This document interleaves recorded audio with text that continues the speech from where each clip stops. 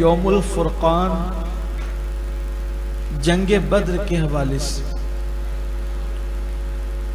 جنگ بدر کا ذکر قرآن مقدس میں کئی مرتبہ کیا گیا، کئی جگہ پر کیا گیا، لیکن یہاں سورہ انفال میں جس کا ذکر آج ہم کرنے جا رہے ہیں، اس میں بہت تفصیل کے ساتھ اللہ تعالیٰ نے بدر کو بیان فرمایا۔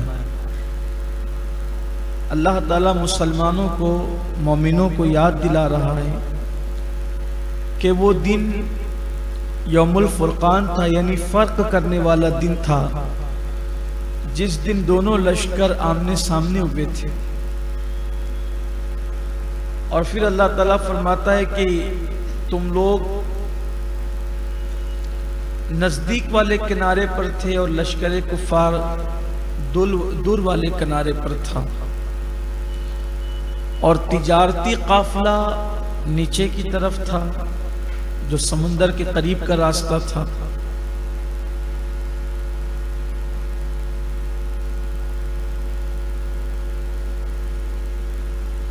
تو یہ بلا ارادہ جنگ تھی، اس میں کوئی ایسا جنگ کا پلان نہیں تھا۔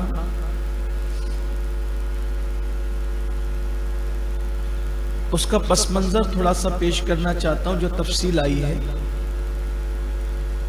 یہ اسلام کی پہلی جنگ ہے جسے جنگ بدر کہتے ہیں،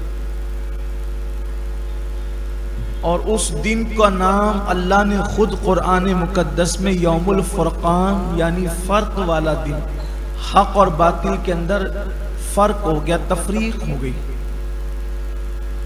ہوا یوں تھا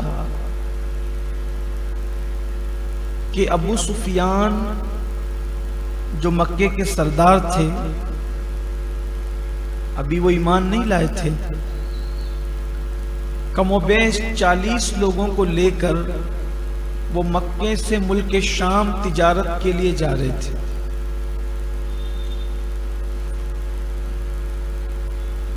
تو وہ جو تجارتی قافلہ تھا اس کا مقصد یہ تھا کہ پورے مکے والے اس کے اندر اپنا مال لگائیں گے، اور اس سے جو بھی منافع ہوگا ہم مدینہ منورہ کے ان مٹھی بھر مسلمانوں کو ہتھیار وغیرہ کے ذریعے سے، جنگ کے ذریعے سے ختم کر دیں۔ یہ جو وجہ ہے اس کو ذہن میں رکھنے کی بہت ضرورت ہے، اس لیے کہ میں نے بہت ساری سیرت کی کتابوں کو جو دیکھا ہے اس میں مجھے حیرت ہوئی کہ بڑے بڑے اہل علم نے عجیب و غریب الفاظ استعمال کیے اس تجارتی قافلے پر حملے کے نام پر۔ حالانکہ ہو سکتا ان کی توجہ نہیں گئی ہوگی، یہ مجھے اچھے نہیں لگے الفاظ، اس سے دوسروں کو حضور علیہ السلام کی شان میں بے ادبی کرنے کا ایک راستہ مل جاتا ہے۔ یہ جو وجہ ہے کہ مکے کے کافر سب پیسہ ملا کر کے قافلہ بھیج رہے ہیں تجارت کے لیے کہ جو منافع آئے گا ہم اس سے مسلمانوں کو ختم کر دیں گے۔ یہ اطلاع اللہ کے رسول کو پہنچی صلی اللہ علیہ وآلہ وسلم، تو حضور اکرم صلی اللہ علیہ وآلہ وسلم نے صحابہ سے فرمایا کہ وہ لوگ اس مقصد کے لیے تجارت کا قافلہ بھیج رہے ہیں کہ جو منافع آئے گا اس سے ہم مسلمانوں کو ختم کریں گے، تو اس چنگاری کو شعلہ جوال بننے سے پہلے اس کو بجھا دیا جائے، اور اس کا آسان طریقہ یہ ہے کہ وہ مال ہی جو ہے وہ ختم کر دو، جو مال کے ذریعے سے وہ منافع کمانا چاہتے ہیں وہ مال ہی ختم کر دو۔ تو اس قافلے کا پیچھا کرنے کے لیے اللہ کے رسول اور صحابہ گئے، لیکن وہ قافلہ، ابو سفیان بڑے ہوشیار آدمی تھے، وہ نکل گئے۔ تو اللہ کے حبیب صلی اللہ علیہ وسلم نے فرمایا کہ ٹھیک ہے وہ تو نکل گئے، حالانکہ ابھی اس کو ختم کر دینا چاہیے تھا، اس فتنے کو یہیں پر دبا دینا چاہیے تھا تاکہ نہ بڑھے آگے فتنہ، لیکن اب ایسا نہیں ہوا۔ تب وہ منافع لے کر کے جب آئیں گے اور مزید طاقتور ہو کر کے، تو تب کوشش کی جائے گی اس فتنے کو دبانے کی۔ تو اب وہ جب قافلہ آنے لگا تو اللہ کے حبیب صلی اللہ علیہ وآلہ وسلم نے صحابہ سے فرمایا کہ وہ آ رہا ہے اور اس قافلے کو ہمیں ختم کرنا ہے۔ جس مال کے بل بوتے پہ وہ مسلمانوں کو ختم کرنا چاہتے وہ مال ہی ختم کر دو۔ تو چونکہ ارادہ جنگ کا نہیں تھا، قرآن بھی کہہ رہا ہے یہ کوئی لوگ جنگ کے ارادے سے نہیں نکلے تھے. رمضان شریف کی 12 تاریخ تھی، رمضان مبارک کی، اور 40 لوگ کا ان کا قافلہ تھا.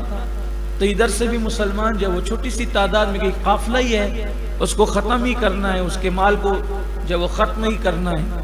اور نکلے، اور نکلنے کے بعد ادھر ابو سفیان کے جاسوسوں کو پتا چلا کہ مسلمان کا ایک قافلہ اس قافلے کو ختم کرنے کے لیے، اس کے مال کو ختم کرنے کے لیے نکلا ہے. تو ابو سفیان نے اپنا ایک تیز رفتار جاسوس مکے میں دوڑا دیا اور یہ کہا کہ بھئی مسلمان اس قافلے کو، چونکہ اس میں سبھی کا پورے مکے کا مال تھا، انہوں نے اسی مقصد کے لیے لگایا تھا، تو یہ لوگ ہمارے قافلے کی طرف حملہ کرنے کے لیے آ رہے ہیں، اپنا مال بچانے کے لیے تم لوگ جلدی سے آ جاؤ. اس زمانے کا دستور تھا کہ جب بھی کوئی غم کی خبر یا ایمرجنسی خبر لے کر کے پہنچتا اور وہ دکھ بھری خبر ہوتی تو اپنے کپڑے پھاڑ دیتا اور اپنی سواری کی ناک کاٹ دیتا، اس کو خونا خون کر دیتا اور اس پر کھڑے رہ کر اعلان کرتا. تو لوگ سمجھ جاتے کہ بھی کوئی بڑی ارجنٹ والی، بڑی دکھ کی اور تکلیف کی خبر ہے.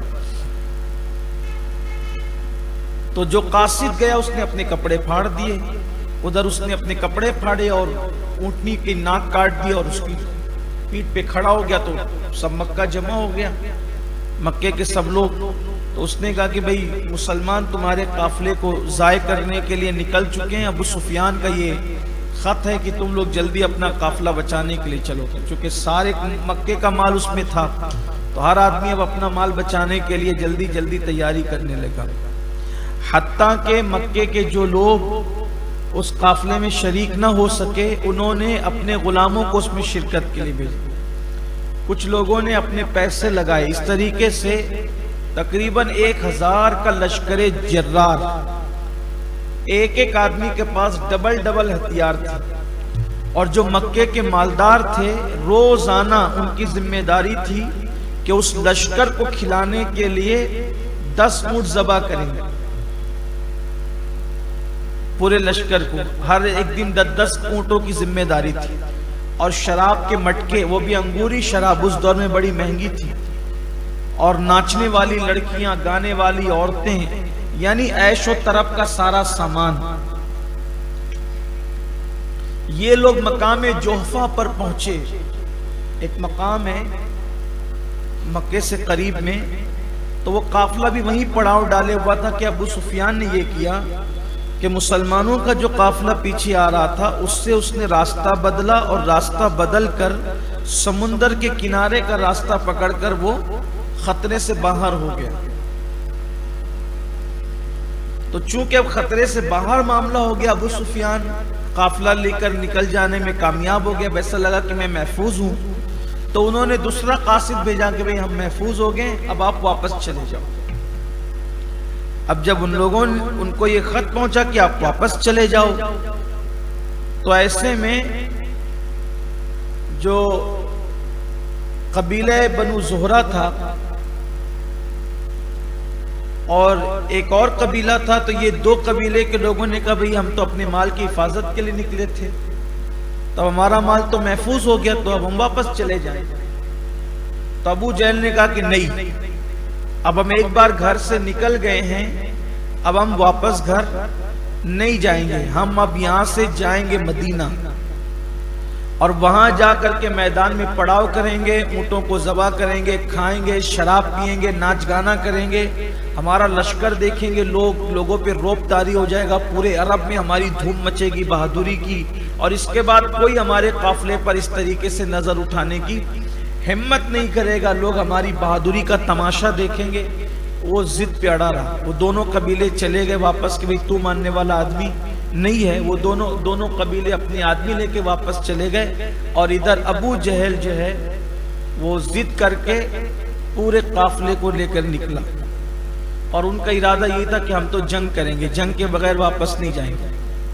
ابو سفیان کو اس کی اطلاع ہوئی. ابو سفیان بھی ان کے قافلے میں آ کر کے مل گئے اور اس کو سمجھانے کی کوشش کی کہ بھئی اب اپنا قافلہ محفوظ ہو گیا تو واپس چلو. اس نے کہا نہیں، ہم تو جائیں گے. بلکہ اس نے اور بھی تانا دیا لوگوں کو کہ تمہیں عورتوں سے پیار ہو گیا ہے، یہ ہو گیا ہے، وہ ہو گیا ہے، جو بھی باتیں اس کو کرنی تھی اس نے کہی وہ سب باتیں۔ بالآخر طیش میں لایا اس نے سب کو، اور سب آ کر کے بدر کے میدان میں جمع ہو گئے۔ اس میدان کو بدر اس لیے کہا جاتا ہے، اس کی دو وجہ ہے۔ ایک تو وہ جو میدان کے اندر ایک کنواں تھا، تو اس کنویں کا ایک مالک تھا، اس کا نام تھا بدر، اس لیے اس کو بدر کہا جاتا ہے۔ دوسری مضبوط وجہ یہ ہے کہ جب چاند پورا ہو جاتا ہے 14ویں رات کا چاند، تو اس کو بدر کامل کہتے ہیں۔ تو اس کنویں کی خصوصیت یہ ہے، اب بھی وہ کنواں ہے لیکن اب اس میں پانی نہیں ہے، تو اس کنویں کی خصوصیت یہ تھی کہ جب چاند پورا ہوتا تھا، بدر کامل بنتا تھا، تو اس کنویں کے اندر اس چاند کا پورا عکس نظر آتا تھا، اس لیے اس کنویں کا نام تھا بدر۔ اس بنیاد پر اس پورے میدان کو بدر کہتے ہیں، اور اسی میدان کے اندر چونکہ جنگ ہوئی ہے اس لیے اس جنگ کا نام بھی جنگ بدر ہو گیا۔ اور پہلے سے یہ آ کر کے یہ میدان بدر میں انہوں نے پڑاؤ ڈال دیا، اور پڑاؤ ڈالنے کے بعد جو کنویں تھے پانی بھرے ہوئے سارے کنووں پر انہوں نے قبضہ کر لیا۔ اب اللہ کے حبیب علیہ الصلوۃ والتسلیم کو اطلاع ہوئی تو اللہ کے محبوب صلی اللہ علیہ وآلہ وسلم نے صحابہ کرام کی ایک مشاورت میٹنگ منعقد فرمائی کہ بھئی ہم لوگ تو چونکہ وہ قافلے کو روکنے نکلے تھے، جنگ کا ارادہ نہیں تھا، اور اب وہ لشکر آ گیا ہے، لشکر جرار ہتھیار وغیرہ لے کر، کیا کہو گے، کیا کرنا ہے؟ اس پورے لشکر میں 60 مہاجرین تھے اور باقی کے سب انصار مدینہ تھے۔ 313 میں 60 مہاجرین اور باقی سب انصار تھے۔ درود شریف پڑھنے آپ۔ اللہ رب محمد صلی اللہ علیہ وسلم، نحن عباد محمد صلی اللہ علیہ وسلم، صلاۃ و سلام علیک یا رسول اللہ صلی اللہ علیہ وسلم۔ انصار کے ساتھ جو بیعت ہوئی تھی وہ یہ تھی کہ اگر کوئی مدینہ منورہ پر حملہ کرے گا تو انصار اس سے لڑیں گے، جہاد کریں گے حضور علیہ السلام کے ساتھ مل کر۔ لیکن چونکہ اب یہ قافلہ تو مدینہ منورہ کے باہر، اور وہ بھی اتنی دور، بدر کا میدان، وہاں جنگ ہونی تھی، تو اللہ کے حبیب علیہ السلام نے صحابہ سے پوچھا کہ کیا کرنا چاہیے، ہم تو قافلہ روکنے نکلے تھے اور یہ لشکر جرار آ گیا۔ تو صدیق اکبر، فاروق اعظم، مولائے کائنات اور جو مہاجر صحابہ تھے انہوں نے کہا یا رسول اللہ مشاورت کرنے کی، مشورہ کرنے کی کوئی حاجت نہیں ہے، آپ ہمیں حکم دیں، آپ جو کہیں گے ہم وہ کرنے کے لیے تیار ہیں۔ ہمارے خون کا آخری قطرہ بھی اگر ہمارے جسم میں باقی رہے گا، ہم آخری دم تک کے اپنے خون کا قطرہ قطرہ آپ کی نالین پر نثار کر دیں گے۔ چونکہ مہاجرین نے تو یہ بات کہی اور وہ شروع دن سے قربانیاں دے ہی رہے تھے۔ پھر اللہ کے رسول علیہ السلام نے انصار کے چہرے دیکھے، کیونکہ بیعت تو اس پر تھی لیکن آقا علیہ السلام نے کچھ کہا نہیں، تو پھر انصار میں سے حضرت سعد ابن عبادہ انصاری رضی اللہ تعالیٰ، انہوں نے کہا یا رسول اللہ ایسا لگتا ہے کہ شاید آپ ہماری رائے معلوم کرنا چاہتے ہیں، تو یا رسول اللہ صلی اللہ علیہ وآلہ وسلم ہم آپ پر اپنا سب کچھ قربان کریں گے، آپ کا اللہ کا جو حکم ہے آپ کریے، ہم آپ کے ساتھ آخری دم تک کے جو ہے وہ اپنی جانوں کی قربانیاں دیں گے۔ ایک دوسرے صحابی حضرت مقداد ابن اسود کھڑے ہوئے، انہوں نے عرض کی یا رسول اللہ ہم انصار مدینہ ہیں، آقا ہم موسیٰ کی قوم کی طرح لوگ نہیں ہیں، ہم یہ نہیں کہیں گے کہ آپ لڑو اور آپ کا خدا لڑے، آپ ہمیں حکم دیجئے، ہم ان پر جو ہے وہ چڑھ دوڑیں گے اور ہم اپنا سب کچھ قربان کر دیں گے آقا ہم آپ پر۔ اللہ کے رسول علیہ السلام نے ان سب کو دعائیں دی، اور دعائیں دینے کے بعد اللہ کے حبیب علیہ السلام نے فرمایا کہ آپ بدر کی طرف چلو۔ کیسے حالات تھے ہمیں اس کا احساس ہونا چاہیے۔ میں یہ چاہتا ہوں کہ اسلام کے متعلق جو جنگیں ہوئی ہیں ان جنگوں کو مسلم نوجوان پڑھیں، اور سمجھیں کہ کتنی بڑی قربانیاں دی گئی ہے اسلام کو ہم تک پہنچانے کے لیے۔ یہ آج جو بیٹھے ہوئے تراویح چھوڑ رہے ہیں لوگ، رمضان المبارک میں بھی نمازیں چھوڑ رہے ہیں لوگ، روزوں کا چھوٹ جانے کا کوئی احساس نہیں، دین کی کوئی پاسداری نہیں، دین کا کوئی درد نہیں، دین کا کوئی جذبہ نہیں۔ احساس کیجئے 313 لوگ ہیں، صرف 8 لوگوں کے پاس تلوار ہے۔ کتنے لوگوں کے پاس؟ 313 میں سے صرف 8 لوگوں کے پاس تلوار ہے۔ ادھر 1000 کا لشکر جرار ہے، کوئی کمی نہیں ہے، شراب شباب ساری دھوم مستیاں ساری رنگریلیاں ہیں، اور ادھر رمضان شریف کا مہینہ ہے، رمضان المبارک کا مہینہ ہے، بھوکے پیاسے ہیں۔ حالت یہ ہے ایک ایک سواری پر 3 آدمی کی باری مقرر ہے، سواریاں بھی نہیں ہیں ان کے پاس۔ اللہ کے حبیب صلی اللہ علیہ وآلہ وسلم کے ساتھیوں کے پاس، صحابہ کے پاس سواریاں بھی نہیں ہے، ایک سواری پر 3 لوگ ہیں۔ کیسے؟ خود اللہ کے رسول علیہ السلام کی سواری اونٹنی پر بھی 3 لوگ تھے، حضرت بلال، حضرت ابن اسود اور اللہ کے رسول علیہ السلام خود۔ اور ایک روایت کے مطابق مولائے کائنات اور اللہ کے رسول صلی اللہ علیہ وآلہ وسلم خود، اور ایک ابن اسود رضی اللہ تعالیٰ عنہ۔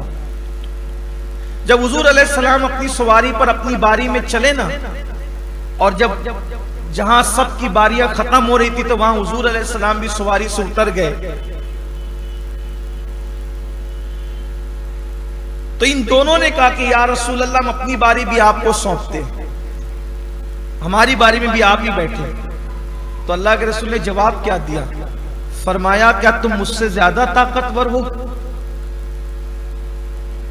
اور کے لیے ایک جملہ فرمایا، آقا فرماتے ہیں کہ کیا مجھے نیکی نہیں چاہیے؟ اور پھر ان کو آقا علیہ السلام نے مزید جو ہے وہ کیا۔ فاروق اعظم نے یوں ہی غلام کو نہیں بٹھایا تھا بیت المقدس جاتے وقت، بدر کے سفر میں دیکھا تھا کہ کائنات کا تاجدار جو ہے وہ پیدل چل رہا ہے اور غلام اونٹنی پہ بیٹھا ہوا ہے۔ تربیت یوں ہی نہیں ہوتی، تربیت یوں ہی نہیں ہوتی، صحابہ کی تربیت۔ حضور علیہ السلام خود پیدل چلے نا، اور حضور کے غلام حضور کی سواری پر بیٹھے تھے، تو غلام کو سوار کر کے آقا پیدل چلے۔ یہ بیت المقدس جاتے وقت تو بعد میں ہوا، پہلے بدر کی طرف دیکھا گیا، آقا نے دکھایا پہلے یہ منظر، اور یہ تربیت فرمائی صحابہ کرام کی۔ المختصر یہ کہ پھر بدر کے میدان میں اللہ کے حبیب صلی اللہ علیہ وآلہ وسلم پہنچے، 8 تلواریں ہیں، اس میں سے بھی کوئی ٹوٹی ہے، کوئی زنگ آلود ہے، کسی کے پاس خنجر ہے۔ چلے تو گئے، یعنی نہتے گئے، بغیر کسی ہتھیار کے گئے۔ یہاں پر ان بے شرموں کو شرم آنی چاہیے، انصاف کی اینک لگا کے پڑھنا چاہیے کہ اسلام تو ہتھیاروں کا مذہب، اسلام ہتھیار کس کے پاس تھے؟ یہ دیکھو، بت پرستوں کے پاس ہتھیار تھے، مکے کے مشرکین کے پاس ہتھیار تھے، کلمہ پڑھنے والوں کے پاس تو تلواریں 8 تھی، اس میں سے بھی کچھ ٹوٹی ہوئی، کچھ زنگ آلود۔ بہرحال گئے تو اچھی زمین پر وہ قبضہ کر چکے تھے، اور پانی پر بھی قبضہ کر چکے تھے۔ اب جو زمین بچی تھی سامنے کی طرف وہ ریتیلی زمین تھی، ریت بکھری ہوئی تھی وہاں۔ آقا کریم صلی اللہ علیہ وآلہ وسلم نے وہاں پڑاؤ ڈالنے کا حکم دیا، تو ایک صحابی نے کہا کہ یا رسول اللہ، مقداد ہی نے کہا یا رسول اللہ کیا آپ پر کوئی وحی آئی ہے کہ آپ جو ہے وہ یہاں اترنا چاہتے ہیں؟ تو آقا کریم صلی اللہ علیہ وآلہ وسلم نے فرمایا کہ نہیں، کوئی وحی نہیں ہے۔ کہا کوئی جنگی چال ہے؟ تو کہا یہ بھی نہیں ہے۔ تو عرض کیا کہ آقا میری عرضی یہ ہے کہ یہاں مناسب نہیں ہوگا، اس طرف ہم چلیں جہاں پر تالاب ہے، تو اس طریقے سے ہم تالاب پہ قبضہ کر لیں گے، اور تالاب کا پانی اس طرف جاتا ہے۔ آقا نے فرمایا کوئی بات نہیں، چلو وہاں۔ اس سے یہ بھی پتا چلا کہ حضور علیہ السلام صاحب وحی ہونے کے باوجود بھی اپنے صحابہ کے مشوروں کو اگر مفید ہوتا تو مان لیا کرتے، اس پہ عمل بھی کیا، کر بھی دکھائے۔ یہاں تو کوئی ایک آدمی گھر کا ذمہ دار ہو جائے، چھوٹے مشورے تو مجھ سے زیادہ سمجھتا ہے، مشورے میں خیر ہے اللہ کے بندو، یہ حضور کی سنت ہے، تعلیم امت کے لیے آقا علیہ السلام نے، ورنہ حضور کو کسی کے مشورے کی ضرورت نہیں تھی، ان کے رب کا فرمان ان کے لیے کافی تھا اور وحی کا نزول ہوتا تھا۔ حضور چاہتے تو ہر معاملہ اللہ سے پوچھ سکتے تھے، لیکن اللہ نے بھی فرمایا کہ محبوب ان سے مشورہ کرو، وشاورہم فی الامر، ان سے مشورہ کرو۔ کیوں؟ حوصلہ افزائی ہوگی، حوصلہ افزائی ہوگی، لوگوں کو ایک قانون ملے گا، ایک ضابطۂ حیات ملے گا، قرینہ زندگی نصیب ہوگا لوگوں کو۔ تو اللہ کے حبیب صلی اللہ علیہ وآلہ وسلم نے پھر وہاں حکم دیا۔ اب وہ چلتے تھے تو پیر دھستے تھے، ریت تھی۔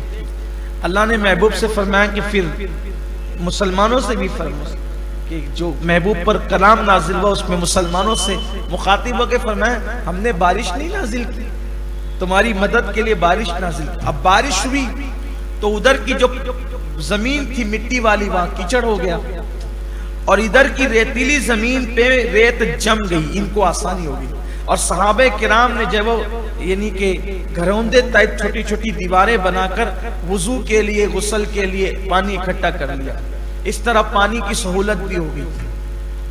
اللہ تعالیٰ یہاں بیان فرما رہا ہے کہ ہم نے اتنے بڑے لشکر کو، وہ جو 1000 کا لشکر تھا یعنی 3 گنا ان سے زیادہ تھا، صحابہ جب دیکھتے تھے تو وہ کم نظر آتے تھے، اور کفار ان کو دیکھتے تھے تو کفار کو یہ بہت کم نظر آتے تھے۔ اللہ فرماتا ہے اس میں ہماری حکمت یہ تھی کہ تم ان کو دیکھتے ہو تو کم نظر آتے ہو، تو تاکہ تمہاری ہمت بڑھے گی کہ وہ لوگ کم ہے تو تم بھی لڑو گے اطمینان سے، اور وہ تمہیں دیکھتے ہیں تو تم اس لیے زیادہ، تو 313 تو تھی، مزید ہم نے اور کم کرا دیا دیکھنے میں۔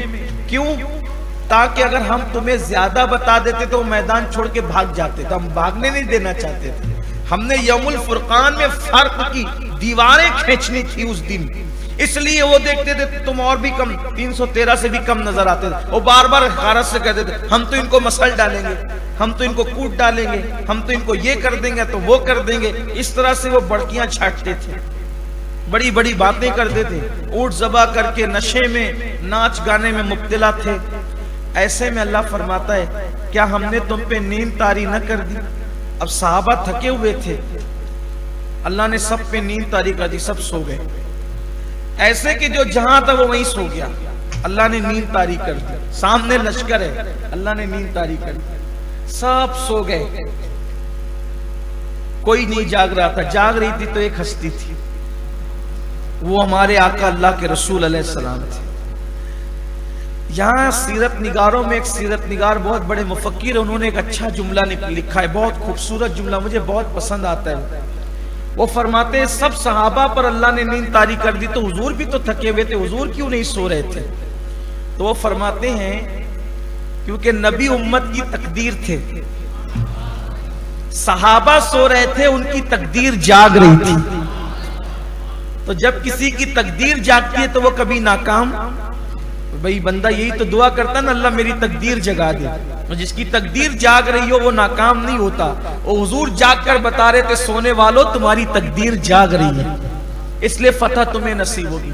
اور حضور علیہ السلام دعا کر رہے تھے اللہ انہیں فتح دے دے، انہیں کامیاب کر دے، اگر یہ کٹ گئے نا، یہ شہید ہو گئے تو قیامت تک پھر تیری عبادت کرنے والا زمین پر کوئی باقی نہیں رہے گا۔ اور اتنے انہماک کے ساتھ حضور بار بار یہی جملے دہرا رہے تھے کہ حضور اکرم صلی اللہ علیہ وآلہ وسلم کے مبارک بدن پر چادر تھی، دعا میں اتنے ڈوب گئے، اتنا انہماک تھا، اس قدر اللہ کی طرف توجہ تھی کہ بدن کی چادر زمین پر آ گئی اور حضور علیہ الصلوۃ والتسلیم کو اس کا احساس بھی نہیں ہوا۔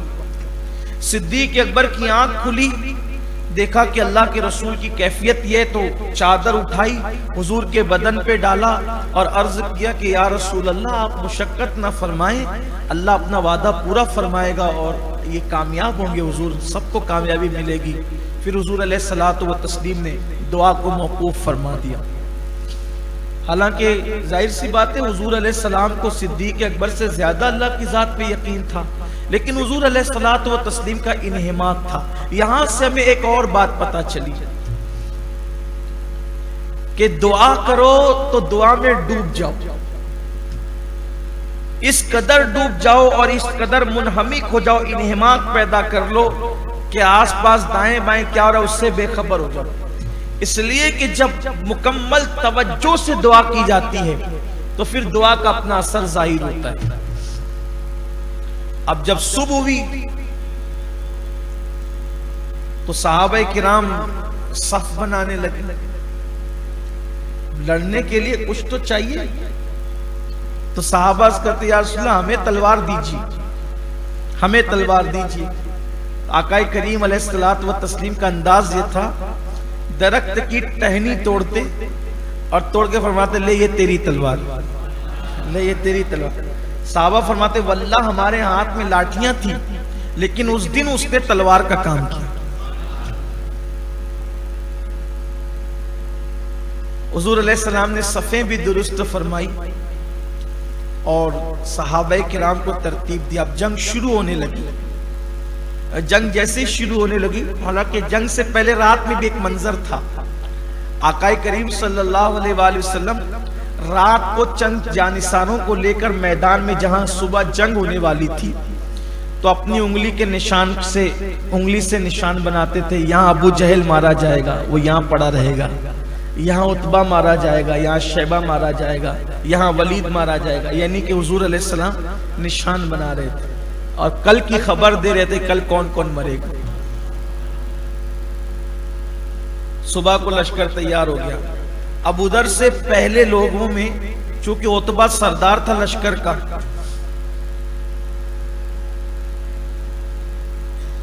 تو عتبہ اور اس کا بھائی شیبہ اور اس کا بیٹا ولید یہ تینوں میدان میں آئے، اور میدان میں آنے کے بعد کہا کہ بھیجو ہمارے مقابل میں۔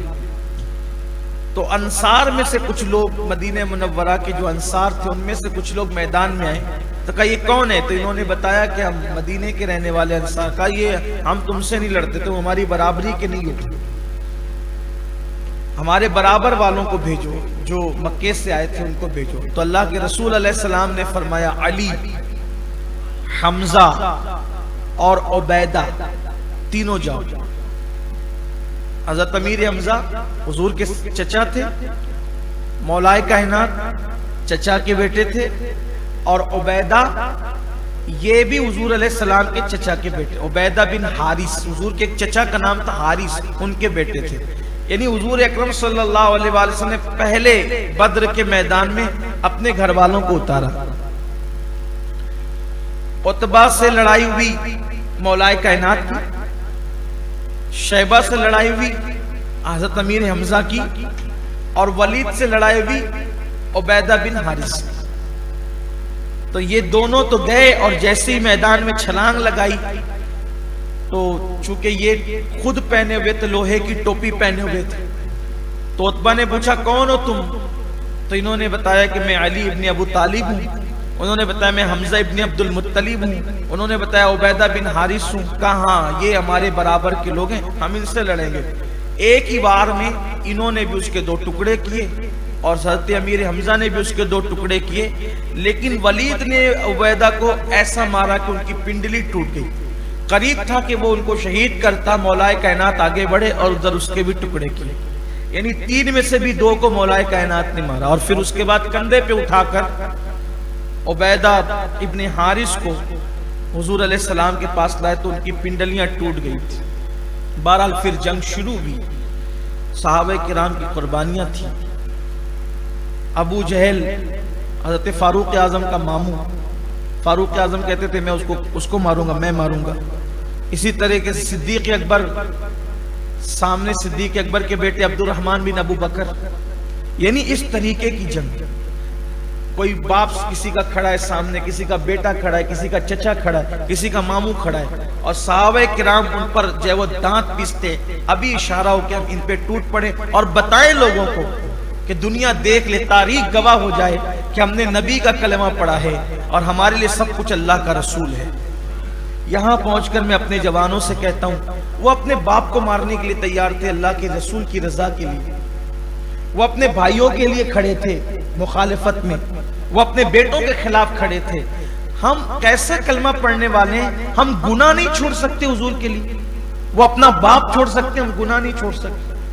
وہ اپنا بھائی چھوڑ سکتے، ہم گناہ نہیں چھوڑ سکتے. وہ اپنے ماموں پہ تلوار اٹھا سکتے، ہم گناہ نہیں چھوڑ. ہمیں تو یہی مطالبہ ہے کہ گناہ چھوڑ دو، وہ بھی ہم سے نہیں ہوتا ہے. کیسے مسلمان ہیں ہم؟ معمولی بات ہے بیٹے پہ تلوار اٹھانا، معمولی بات ہے باپ پہ تلوار اٹھانا، معمولی بات ہے چچا پہ تلوار اٹھانا. آسان نہیں ہے، آسان نہیں ہے. آج کے دور میں جب وہ لوگوں کو سمدھی چھوڑنا آسان نہیں ہوتا. وہاں باپ صحابہ کرام کی قربانیاں یہ اس شان سے. اور اس کے بعد اللہ کا وعدہ، حضور علیہ السلام نے جب وہ 3000 فرشتے مانگے تھے اللہ سے، اللہ تعالیٰ نے 5000 بھیجے. ابھی بھی میدان بدر میں ایک پہاڑ ہے، وہ ریتیلا پہاڑ، اس کو جبل ملائکہ کہتے ہیں. جبریل علیہ السلام 5000 فرشتوں کے ساتھ اترے تھے اور اللہ تعالیٰ نے مدد فرمائی. ان کے 70 بڑے بڑے کافر مارے گئے. ابو جہل کو تو 2 بچوں نے مل کے قتل کیا، چھوٹے چھوٹے بچے. ایک صحابی کے بعد پوچھا کہ چچا وہ ابو جہل کدھر ہے؟ وہ یعنی جو جتنا مغرور تھا وہ اتنی ذلت سے قتل ہوا. چھوٹے چھوٹے بچے ننھی ننھی تلواریں لے کے اس کو ڈھونڈ رہے تھے. صحابی کہتے ہیں میں نے بتا دیا تو وہ بچے جھپٹ پڑے اور اس کو مارا. وہ بار بار کہتا تھا کہ مجھے مارا بھی تو بچوں نے مارا. اور یہ بھی ہمارے بزرگوں نے لکھا ہے کہ جب وہ گرا نا، اس کو پتا تھا کہ حضور نے کہیں نشان لگایا ہے، حضور نے کہیں نشان لگایا کہ میں یہاں مروں گا. تو اس کو ایسا لگا کہ میں وہیں گرا. تو اس نے سوچا کہ جاتے جاتے معاذ اللہ حضور علیہ السلام کے نشان سے میں کھسک جاؤں تاکہ لوگوں کو پتا چلے کہ جہاں حضور نے نشان لگایا تھا میں وہاں نہیں مرا. معاذ اللہ، اس کی بدبخت کی کوشش دیکھو، جاتے جاتے گرا وہ وہاں نہیں تھا. اب وہ اس نیت سے کھسکا کہ حضور کے نشان سے ہٹ جائے. کھسکتے ہوئے وہ وہاں پہنچا جہاں حضور نے دائرہ بنایا تھا اور وہاں پہنچا، وہیں پہ مرا. کائنات پکار اٹھی، صدق رسول اللہ صلی اللہ علیہ وسلم، اللہ کے رسول نے سچ فرمایا. 70 بڑے بڑے کافر مارے گئے، 70 کافر بڑے بڑے مارے گئے. یعنی ان کا غرور خاک میں مل گیا، ان کی کمر ٹوٹ گئی اور 70 مارے گئے اور 70 قیدی بنائے گئے.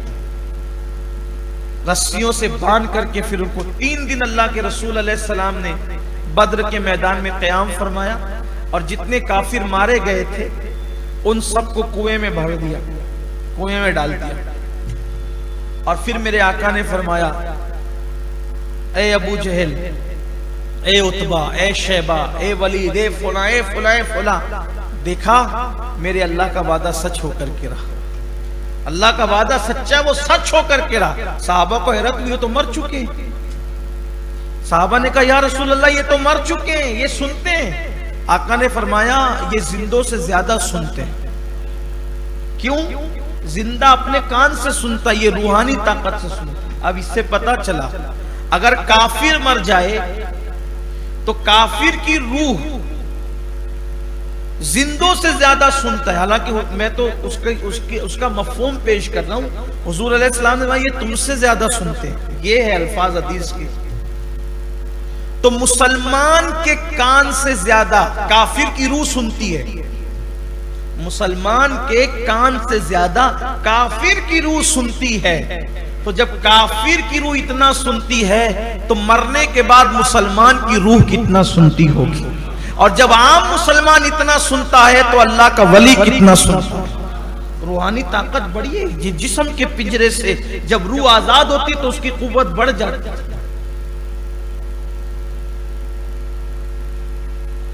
اللہ والوں کے لیے کسی نے کہا تھا کون کہتا ہے کہ ولی مر گئے؟ کون کہتا ہے کہ ولی مر گئے؟ وہ وطن میں اپنے گھر گئے تو گھر کو لوٹے ہیں. وہ جدھر سے آئے تھی تو ادھر گئی.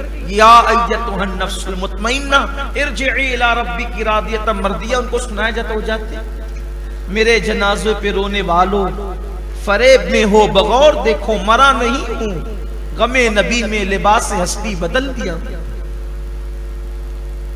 تو روحانی طاقت بہت بڑی ہے. اس سے ہمیں بھی اپنا عقیدہ درست کرنا. یہ سیاہ ستہ کی روایت ہے. صحابہ نے عرض کیا حضور یہ سنتے؟ کہا یہ تم سے زیادہ سنتے. اس سے پتہ چلا کہ یہ جو جھگڑا کھڑا کر رکھا ہے نا کہ مردے نہیں سنتے، مردے نہیں سنتے، مردے نہیں، قرآن کہہ رہا ہے مردے نہیں سنتے.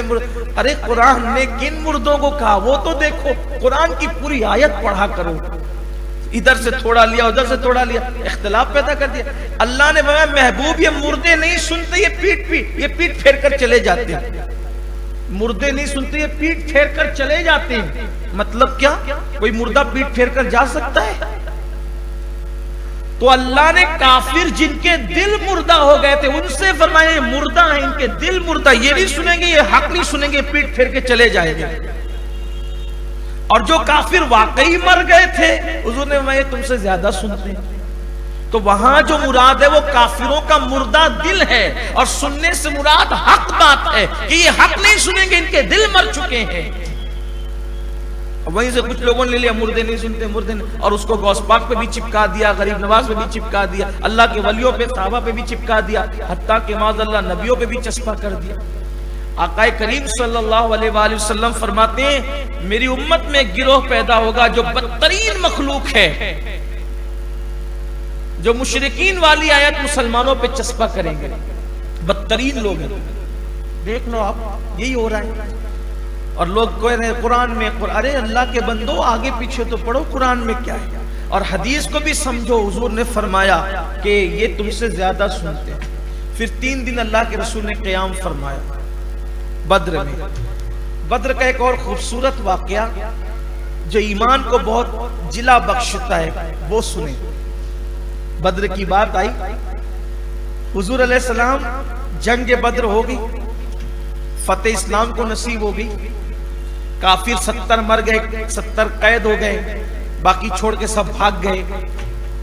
اور فرشتے آئے تھے نا، 5000 فرشتے مدد کے لیے.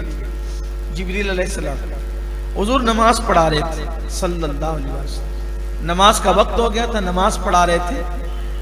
نماز پڑھاتے پڑھاتے حضور علیہ السلام ہنس دیے، جیسا کہ ان کی شان ہے. حضور کو ہنسی آ گئی نماز میں، مسکرانے لگے آقا علیہ السلام. اب حضور ہماری طرح تو نہیں ہنستے تھے نا، اللہ کے رسول وہ اپنی شان کے مطابق ہنستے تھے. ان کا اپنا انداز تھا، ان کا اپنا مزاج. ہر ادا ان کی نرالی ہے. تیری سیرت تیری صورت زمانے سے نرالی ہے، تیری ہر ادا پیارے دلیل بے مثالی ہے. حضور ہنسے. تو نماز کے بعد صحابہ نے پوچھا آقا ہم نے دیکھا کہ آپ نماز میں ہنس رہے تھے، مسکرا رہے تھے. اس سے پتا چلا کہ صحابہ نماز میں بھی حضور کا رخ انور دیکھا کرتے، ورنہ آگے کھڑا ہوا امام ہنس رہا ہے یا کیا کر رہا ہے یہ کیسے پتا چلے. تو اللہ کے رسول علیہ الصلوۃ والتسلیم سے صحابہ نے پوچھا آقا آپ نماز میں کیوں ہنسے، ہنسنے کی وجہ کیا تھی؟ آقا فرماتے ہیں یہ جب جنگ میں 5000 فرشتوں کو لے کے جبریل آئے تھے، وہ کافروں کو کاٹنے میں اور ان کو مارنے میں انہوں نے تمہاری مدد کی. تو جب جنگ پوری ہو گئی تو جنگ پوری ہونے کے بعد جبریل واپس جانے لگے، اپنے گھر واپس جانے لگے. جبریل کا مکان کہاں ہے؟ جبریل کا مقام کہاں ہے؟ سدرۃ المنتہا، آسمانوں کے بھی اوپر ہے. تو جبریل اپنے گھر لوٹنے لگے، اپنے مقام پر جانے لگے، سدرۃ المنتہا پہ جانے لگے. تو انہوں نے آسمان کے دروازے پہ دستک دی.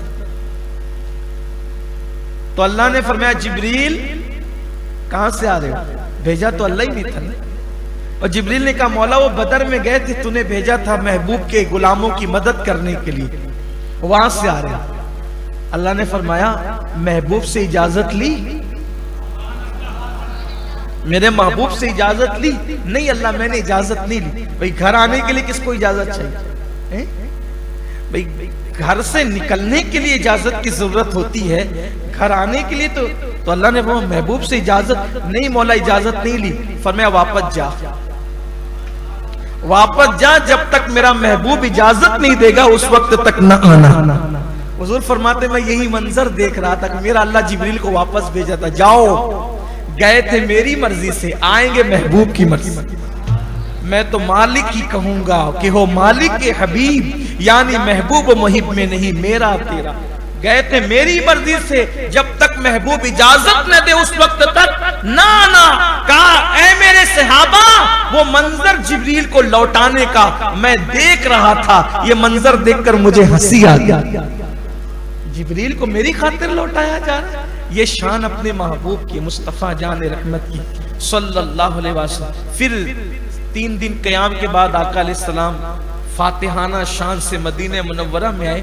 اس جنگ کا یہ اثر ہوا کہ 313 نہتے مجاہدین نے 1000 کے لشکر کو دھول چٹا دی، اور بڑے اچھا مارا بھی تو بڑے بڑوں کو چن کر، جتنے جو ان کے سردار تھے وہ سب گئے، چن کر مارا۔ اور پھر بقیہ جو سردار تھے اور کچھ اہم لوگ تھے ان کو قید بھی کیا، اس میں سے حضرت عباس بھی، عباس ابن عبد المطلب بھی قیدی بنی، ان میں سے حضرت حضور کے ایک داماد بھی قیدی بنی، حضرت زینب کے شوہر، وہ بھی کافروں کے ساتھ آئے تھے۔ حضور علیہ السلام کے ایک داماد جو حضرت سیدہ زینب کے شوہر تھے، ایک تو امام حسین کی بہن ہے سیدہ زینب جو کربلا میں تھی، اور ایک حضور علیہ السلام کی بڑی شہزادی ہے، ان کا نام بھی زینب ہے، یہ سیدہ فاطمہ الزہرا کی بڑی بہن، ایک تو بیٹی بھی زینب ہے اور بڑی بہن بھی زینب۔ اصل میں حضور کو نام زینب سے پیار ہی اتنا تھا کہ حضور کے گھر میں 4 زینب تھی، 2 بیویاں دونوں کا نام زینب تھا، یعنی 2 بیویوں کا نام زینب تھا، بڑی بیٹی کا نام بھی زینب تھا اور نواسی کا نام بھی زینب رکھا تھا، نام اتنا پسند تھا یہ زینب۔ تو جو بڑی بہن تھی سیدہ فاطمہ الزہرا کی، تو ان کے شوہر بھی آئے تھے قیدی بن کے، حضرت عباس ابن عبد المطلب بھی قیدی بن کے آئے تھے۔ تو حضور نے جنگ سے پہلے کہا تھا دیکھو عباس کو قتل نہیں کرنا، کوئی عباس پہ تلوار نہیں اٹھانا، کیونکہ وہ آئے نہیں ہیں، ان کو مجبور کر کے لایا گیا ہے۔ اب یہاں پر 70 قیدی جب گئے تو ان کو رسی سے باندھ دیا گیا، کیونکہ پہلی مرتبہ گویا کہ قیدی آئے تھے، باضابطہ کوئی قید خانہ وغیرہ تو نہیں تھا، حسین میں ڈال دیا ان کو، قیدیوں کو باندھا، اور صحابہ کو کہا کہ بھئی یہ 70 ہیں، اس میں سے اتنوں کو تم کھلا دینا، اتنوں کو تم کھلا دینا۔ دیکھو لوگ قیدیوں کے ساتھ کیا سلوک کرتے ہیں، اور مصطفیٰ جان رحمت کا سلوک قیدیوں کے ساتھ کیا تھا۔ صحابہ کو ذمہ داری دی، اس کو تم کھلانا، اس کو تم کھلانا، اس کو تم کھلانا، بلکہ وہ رسی سے بندھے ہوئے تھے۔ جب رات کو پہلی رات تھی، اب رسی جب باندھی جاتی ہے نا تو وہ اتنا اثر نہیں کرتی، پھر جب تھوڑی دیر گزرتی ہے تو وہ اثر بڑھتا جاتا ہے، تنگی بڑھتی جاتی ہے، تنگ لگتی ہے نا، ہاتھ حرکت کرتا ہے تو وہ پڑے پڑے کراہ رہے تھے، آہ آہ کی آواز آ رہی تھی، اور آقا کریم صلی اللہ علیہ وسلم کو اتنے دن کی جنگ کی تھکن بھی تھی۔ اللہ کے رسول علیہ السلام اپنے بستر پہ لیٹے ہوئے تھے، کرہنے کی آواز آئی، اور سرکار نے بلال ادھر آؤ۔ بلال تو آس پاس ہی رہتے تھے، سیدنا بلال، ان کا کوئی مکان ہی نہیں تھا اس وقت، وہ آس پاس ہی رہتے تھے، بس حضور کی زبان پہ ایک ہی نام زیادہ آتا تھا، بلال، کوئی کام آیا تو بلال، کوئی کام آیا تو بلال۔ اور بلال کا حال یہ تھا، ادھر آدھی رات کو بھی آواز نکلی لبیک، اسی وقت نیند چین سب قربان کیا تھا اس جانے کائنات پر، بلال کی تو مثال ہی نہیں، بلال پھر بلال، یوں ہی مرتبے نہیں ملتے نا۔ آقا نے فرمایا میں نے شب معراج جنت میں آگے آگے تیرے قدموں کی آہٹ سنی، یہ مرتبے کعبے پہ چڑھانے کا مقام یوں ہی تھوڑی بغیر قربانی کے کسی کو کچھ ملا ہی نہیں ہے۔ یاد ہو فجر میں بھی نبی کے نام پہ، اللہ کے نام پہ آنکھ نہیں کھلتی، رمضان شریف میں بھی لوگ فجر چھوڑتے ہیں، بستر پہ سحری کھائیں گے وہی لڑک جائیں گے، سو جائیں گے، فجر گئی، یہ حالت ہے۔ کون سمجھائے مسلمانوں کو کہ نماز کی اہمیت کیا ہے؟ اللہ توفیق دے لوگوں کو، ہم سب کو نیک توفیق عطا فرمائے۔ ادھر آواز نکلی بلال اور ادھر لبیک، بلکہ لوگ تمنا کرتے کہ حضور میرا نام ایک بار لے لیں۔ علامہ جامی کہتے ہیں کاش حضور کی چوکھٹ پہ پڑے رہنے والے کسی کتے کا نام جامی ہوتا تو حضور کی زبان پر ایک بار ہی اس کتے کا نام آتا جامی، اسی بہانے میرا نام حضور کی زبان پر آ جاتا۔ لوگ تمنا کرتے کہ میرا نام کبھی حضور کی زبان پر آتا تو آقا کریم بلال، بہت بلال یا رسول اللہ لبیک، ارشاد ہوتا ہے ان کی رسیاں ڈھیلی کر دو، ان کے کراہنے کی آواز مجھے سونے نہیں دیتی، ان کی رسیاں ڈھیلی کر. اس مقام پر میں پہنچتا ہوں تو مجھے دو باتیں یاد آتی. ایک، جب مکے کے کافر جو حضور کی جان لینے آئے تھے ان کی رسیوں کی کراہیں حضور کو سونے نہیں دیتی، تو جب کربلا کے میدان میں نبی کی بیٹیوں کو باندھا گیا ہوگا رسیوں سے، اس وقت حضور کے دل پر کیا گزری ہوگی. اور دوسری بات یہ کہ جب کافروں کی مصیبتیں اور رسیاں حضور علیہ السلام کو ان کی کراہیں سونے نہیں دیتی، تو اس وقت پوری امت کرا رہی ہے. اس وقت پوری امت کی زبان پہ کراہ ہے، آؤ فگا ہے. یہ کراہیں حضور علیہ السلام کو قبر میں کتنی بے چین کرتی ہوگی. اور حضور علیہ السلام امت پر ضرور متوجہ ہوں گے. بس ایک چیز کی ضرورت ہے، حضور کی امت حضور کی طرف متوجہ ہو جائے، اس طرف آ جائے. یہ بھٹکے ہوئے آہو کو پھر سوئے حرم جانے کی ضرورت ہے. بہرحال پھر وہ 70 لوگوں سے کے بارے میں حضور نے مشورہ کیا. فاروق اعظم کا حضور ان کو سب کو قتل کرو، جنگ میں جیسے وہ مارے گا ان سب کو مار ڈالے. صدیق اکبر نے کہا یا رسول اللہ فدیہ لے کے چھوڑ دو. فدیہ لے کے چھوڑیں گے تو دو باتیں ہوگی. ایک تو یہ ہوگا کہ مسلمان معاشی طور پہ کمزور ہے، کچھ مضبوط ہو جائیں گے، یہ بھی ہوگا. حضور کو صدیق اکبر کا مشورہ پسند آیا. سرکار نے ہمیں فدیہ دو. تو جو مالدار لوگ تھے، حضرت عباس بڑے مالدار تھے، 10 اونٹ وہ جو ذبح کرنے والے سردار تھے ان میں سے حضرت عباس بھی تھے، ان پہ بھی ذمہ داری آئی تھی. زبردستی کیا تھا ابو جہل نے. تو حضرت عباس نے بھی جو ہے وہ 10 اونٹ کھلائے تھے رستے پر، جو باری کے دن تھے. مالدار تھے وہ، اس وقت ان کے پاس بھی اچھی دولت تھی. اب جب قیدی آئے تو کچھ لوگوں سے کبھی اپنا فدیہ دو، جو فدیہ نہیں دے سکتے وہ میرے صحابہ کو لکھنا پڑھنا سکھا دو. اب وہ لکھنا پڑھنا تو ظاہر سی بات ہے، قرآن حدیث تو لکھنا پڑھنا تھوڑی سکھایا جا رہا تھا. وہ مکے کے کافر تھے، وہ کیا سکھا رہے تھے؟ اس دور کا جو دنیاوی علم تھا، وہ اس سے دنیاوی علم کی اہمیت بھی پتہ چلتی ہے کہ حضور اپنے صحابہ کو اس دور کے جو علوم تھے وہ بھی سیکھتا ہوا دیکھنا چاہتے تھے. اس سے ہمیں بھی پتہ چلتا ہے کہ ہمیں اپنے بچوں کو ہی پڑھانا لکھانا چاہیے، اور ہمارے بچوں کو بھی چاہیے کہ وہ بھی محنت کرے پڑھنے لکھنے تاکہ وہ کچھ بنے. تو بہرحال اس میں بہت سب باتیں نہیں کروں گا، 2 باتیں کر کے ختم کرتا ہوں. حضرت عباس سے فدیے کی بات آئی تو عباس نے کہا کہ میرے بھتیجے، آپ تو جانتے ہو کہ میرے پاس اتنی دولت نہیں ہے.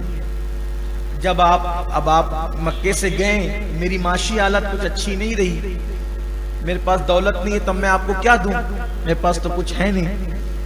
آقا نے مسکرایا، فرمایا جب مکے سے نکل رہے تھے جنگ میں آنے کے لیے تو میری چچی ام الفضل سے آپ نے کمرے میں کہا تھا نا کہ یہ سونا ہے، یہ رقم ہے، میں نے یہاں زمین میں دفن کیا ہے. اگر میں زندہ ہوں گا تو جیسے استعمال کرتے ہیں کریں گے، اور اگر میں مارا جاؤں تو اس سے میرے بچوں کی پرورش کرنا.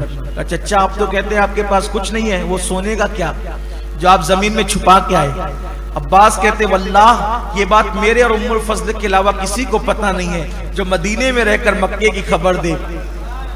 پھر حضرت عباس کلمہ پڑھ کے مسلمان ہو گئے. اب وہاں ایک اور واقعہ ہوا جو حضور علیہ الصلوۃ والتسلیم کے بڑے انصاف، ظاہر سی بات ان سے بڑا منصف کون ہو سکتا ہے. سرکار نے اپنے داماد، جیسے سب سے فدیہ لے رہے تھے تو داماد کو بھی کہا تو بھی فدیہ دے. حضرت زینب کے شوہر کو، تو انہوں نے حضرت زینب کو کہا، ان کو خط لکھا کہ فدیے کے لیے انتظام کرو.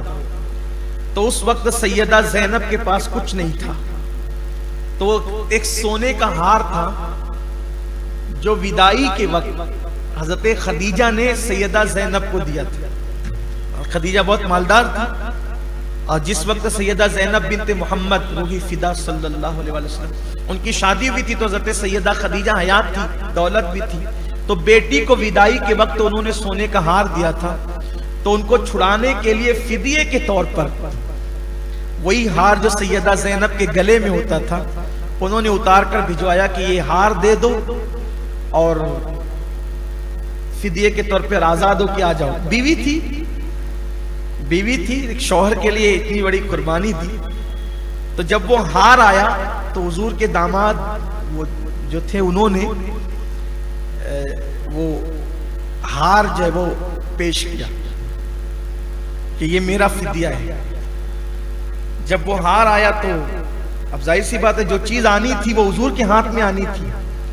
تو آقا کریم صلی اللہ علیہ وسلم نے جیسی وہ ہار دیکھا تو حضور علیہ السلام وہ ہار دیکھتے رہ گئے. حالانکہ سونے پر چاندی پر حضور نے کبھی توجہ نہیں فرمائی، لیکن وہ جو ہار دیکھا تو دیکھتے رہ گئے. اور میں یہ کس نے دیا؟ تو یہ کہا کہ ابن عاص کی طرف سے یہ ہار آیا ہے فدیے میں.